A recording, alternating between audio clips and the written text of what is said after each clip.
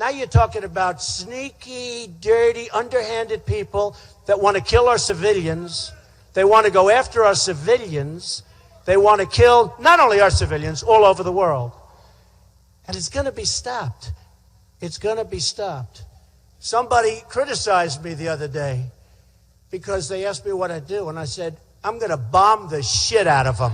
It's true. I don't care. I don't care. They've got to be stopped. Why do they wait? They always wait for a tragedy to happen. They're never forward. They're always waiting for. So you say, oh, wow, these were training centers, camps. By the way, what did they attack? They attacked the oil. Remember, I've been saying for 2 years, attack the oil. Everybody said, oh, Trump with the oil, Trump. But I said more than attack it. I said attack it, take it, and keep it. That's what I said. So now they're attacking the oil.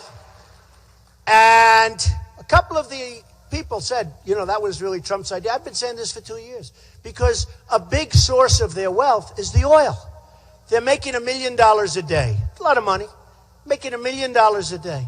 And I kept saying, why aren't we doing this? Why aren't we doing this? My fellow citizens, at this hour, American and coalition forces are in the early stages of military operations to disarm Iraq, to free its people, and to defend the world from grave danger.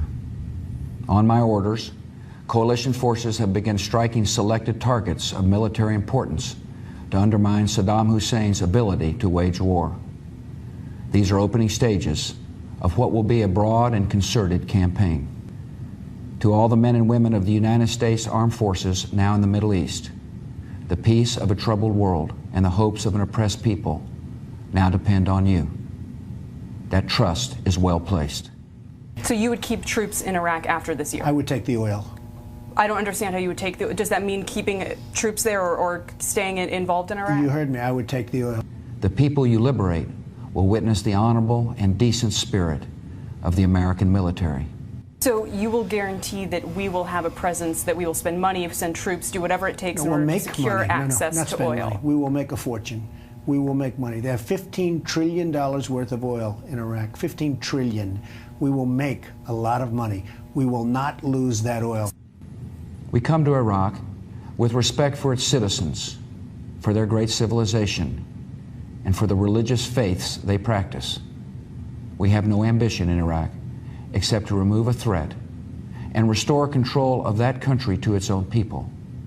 So your Middle East policy is basically guided by our interest in oil? My Middle East, yeah, which are I always heard that. I always heard that when we went into Iraq, we went in for the oil. I said, that sounds smart. Why don't we just take over the oil? We should take it over.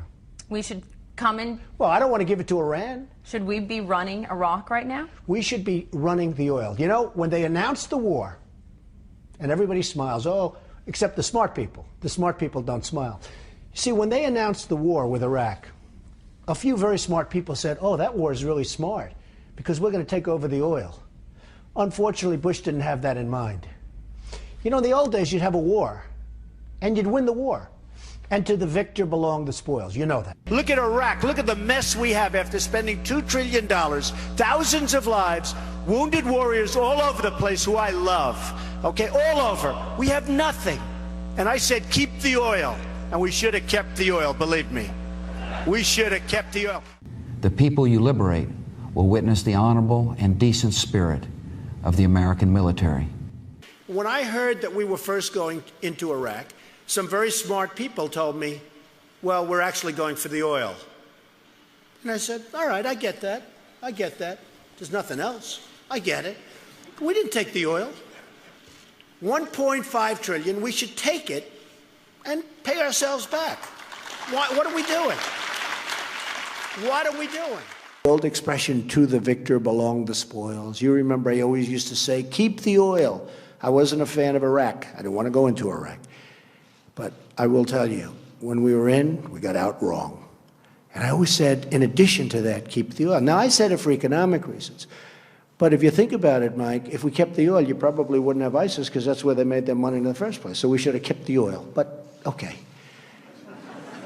Maybe you'll have another chance. But the fact is, you should have kept the oil. go to our Pentagon correspondent, Barbara Starr. Barbara, a lot of questions about what the president meant when he said maybe you'll have another chance to take the oil, talking about those huge oil fields in Iraq. What are you hearing? Well, Wolf, I think it's fair to say there's a lot of raised eyebrows because the U.S. military at this point has no idea what Donald Trump is talking about when he says that. And to the victor goes the spoils. That's called pillaging, and that is something the U.S. military does not do. It's against military law. It's against international law. And today did not go any length to try and straighten that out. At the White House, the new press secretary, Sean Spicer, was asked about it. Have a listen to what he had to say. Too often the United States is going in with a lot of money, a lot of manpower, and in many cases losing both loss of life, and we want to make sure that our interests are protected. And so if we're going in to a country for a cause, I think he wants to make sure that America's getting something out of it for the commitment and the sacrifice that we're making. Can you unequivocally state that this administration will not send more troops into Iraq to, as the president has put it, take the oil? I'm not going to talk about what we may or may not do. I think the president's been very clear that he doesn't telegraph forward what taking options off the table. That's not a good negotiating skill. Various sections where they have the oil. They have, people don't know this about Iraq, but they have among the largest oil reserves in the world, in the entire world. And we're the only ones. We go in, we spend $3 trillion, we lose thousands and thousands of lives, and then, Matt, what happens is we get nothing. You know, it used to be to the victor belong the spoils. Now, there was no victor there, believe me, there was no victor. But I always said, take the oil.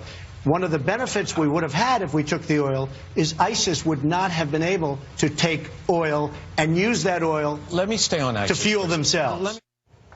Let's go to our military folks and Chairman Rogers. General Hertling, I mean, you and I have talked about this before. This is the thing that Donald Trump has said from the beginning, take the oil.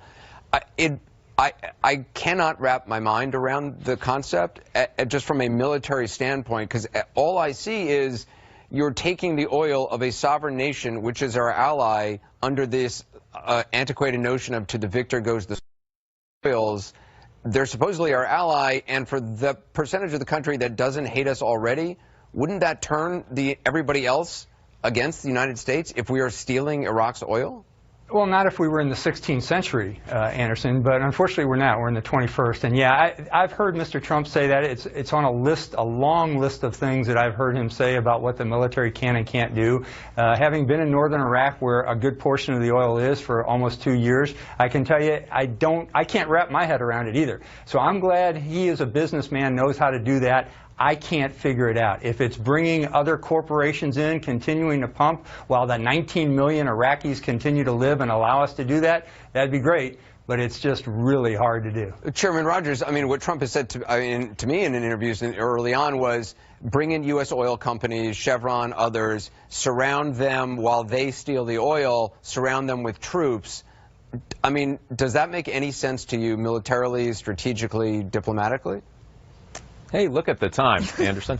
Let me get philosophical about this for a moment. Really? How about those? We got a lot of time. We can go to the 10 o'clock hour if you want. Yeah, exactly. Just let me get philosophical for a minute. In the early sweep-up of the war, I will tell you, this was a very popular political position amongst Republicans and Democrats. In every town hall I had as a member of Congress, this was an issue. People saying, well, why don't we have that? It's popular in bars, too, but it doesn't mean that it's... Let me just get to where we were.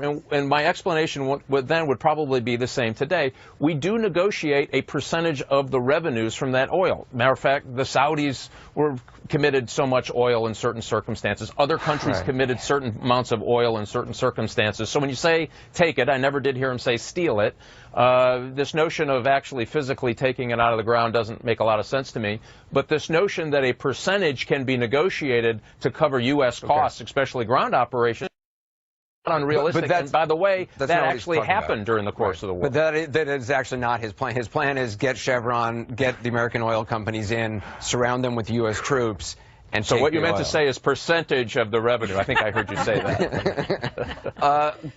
Colonel Layden, I mean, just from again, I just think of the reaction of our allies in the rest of Iraq, how they feel about us taking the oil, which is their future. It would be a non-starter for that very reason. You know, what you want to do is you want to build up countries like Iraq, where what comes after ISIS in the case of Syria, and northern Iraq. So there are going to be some significant issues with this neo-mercantilist, 16th century, 18th century, whatever century you want to pick, issue here is something that is very similar to what you might expect a Chinese military leader to say in the present day, because they seem to be developing this neo-mercantilist policy as well. But it is not workable for our particular time and the particular region that we're dealing with here. You want to raise the oil revenues of the countries that are affected by these conflicts, and you want to give them a way in which to live their lives. And that would be a sustained revenue stream that would allow them to do that, right. And that would be essential. Because the idea of General Hertling of to the victor goes the spoils, it implies that Iraq itself is the enemy and we have crushed them and now we're taking their oil. It implies more than that, Anderson. It implies that the U.S. military that's there is a mercenary force to do these kind of things. Look, there are 18 battlefield cemeteries throughout Europe from World War I and World War II. When you go to those grounds, the people who monitor those cemeteries that have U.S. soldiers in it say, this is the only place that America claims as occupied territory, the places where they buried their dead. We are not, it is not American way of war to go and occupy a land, steal its resources, rape its women, and do the kind of things that Mr. Trump is saying. It is, again, a simplistic approach that's appealing to a certain percentage of Americans. It's worth being really specific about this, because it's one thing to campaign for president by saying you wish the U.S. military would have looted, would have pillaged, would have stolen resources from a country that we were occupying.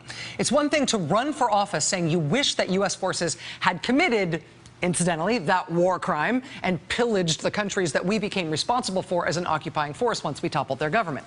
It's one thing to say that as a candidate, but once you are saying that as the commander-in-chief of the U.S. military, once you're saying, as commander-in-chief, that the U.S. military should steal the oil from countries where our military is operating, and that we might have a chance again to do that in the future. Think about what that means for U.S. troops who are on the ground right now, working with local forces in all of these countries where we haven't stolen the oil, where we've never said before that we were going to steal the oil, where there were lots of local suspicions that we might, and we had to defeat those local suspicions. And presumably those local forces would feel very strongly about us not stealing the oil. Think about what that means for U.S. forces serving in those countries abroad right now. On a statement that the president made on Saturday, can you, and I just want to clarify your answer here, can you unequivocally state that this administration will not send more troops into Iraq to, as the president has put it, take the oil? I'm not going to talk about what we may or may not do. I think the president's been very clear that he doesn't telegraph forward what taking options off the table. That's not a good negotiating skill. That's not how he works. There's a reason he's been successful at negotiating, is because he does it in a way that doesn't telegraph to people what he's going to take on or off the table. Whether or not you are going to talk about what we may or may not do, the fact that that is on the table makes this actually not a hypothetical scenario anymore, because that's policy. That's now policy. The White House, President of the United States, has just communicated to the American people and to the world that U.S. troops in oil-producing regions around the world might be there to take the oil from these countries. That very well could be why they're there. The U.S. reserves the right to do that. Borzu Dargahi is a great reporter, longtime Middle East correspondent. He's now a Middle East correspondent for BuzzFeed. After the president made his take the oil remarks this weekend at the CIA, Borzu in Iraq interviewed some militia fighters and Iraqi security officials who right now are working with U.S. troops on the ground in Iraq in the fight against ISIS, where, again, U.S. forces are partnered with Iraqi forces to fight against ISIS. I mean, U.S. forces spent part of the last week blowing up dozens of boats on the Tigris River outside of Mosul to stop ISIS fighters from using those boats to get away from Mosul as Iraqi ground troops continued to clear ISIS out of Mosul. I mean, there are 5,000 plus U.S. troops in Iraq right now who are engaged in the fight against ISIS alongside Iraqi forces. Except now, the new president of the United States says the reason U.S. troops might be there is to get our hands on Iraq's oil. So Borsut Argahi talks with Iraqi fighters to get a reaction to this, and these Iraqi fighters tell him exactly what you think they would say. They say exactly what you or I would say if we found out that some foreign country that was ostensibly here to help us was actually here to steal America's natural resources.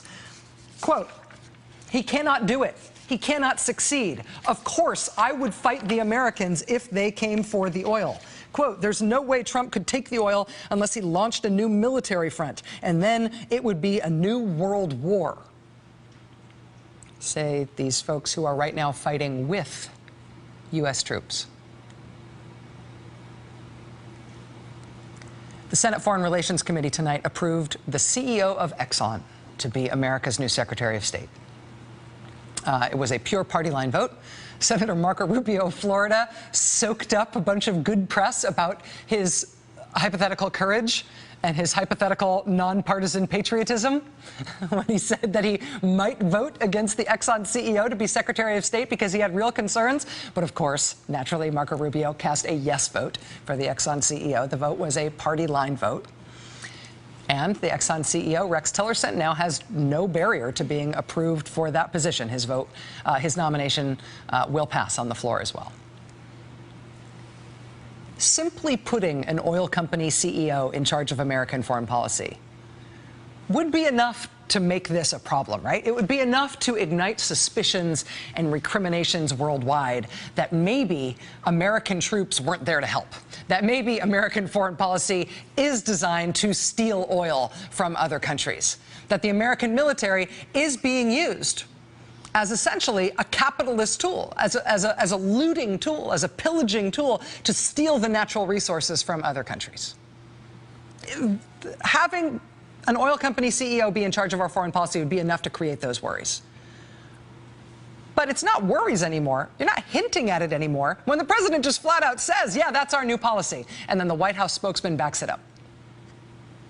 That was very dangerous to U.S. interests when it was a hypothetical, when it was a suspicion, when it was a conspiracy theory. But now it is U.S. policy. And the people who are going to face the threat from it are American troops who are already in harm's way in Libya, in Iraq, in Syria. Gordon Trowbridge was deputy press secretary at the Pentagon this time last week. Today, he no longer is. And today, in his personal capacity, he said this, quote, White House spokesman needed to clearly say U.S. is not going to take Iraq's oil. Every moment that statement stands puts our troops at greater risk.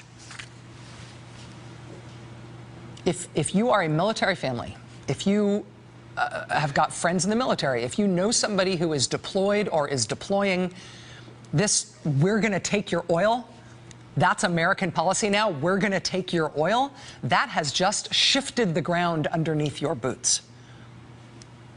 Our military has incredible technology and incredible reach, and they take incredible risks.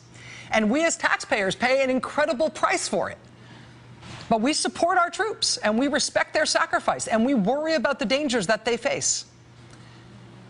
We do not want them to face unnecessary danger. And we very rarely have to worry that the danger that they face emanates from our own government. But until they fix this, until the new administration fixes this, they have created a daily, clear, and present big new danger for every American who is serving in an oil-producing country abroad, as if their mission wasn't dangerous enough already. I'll be right back.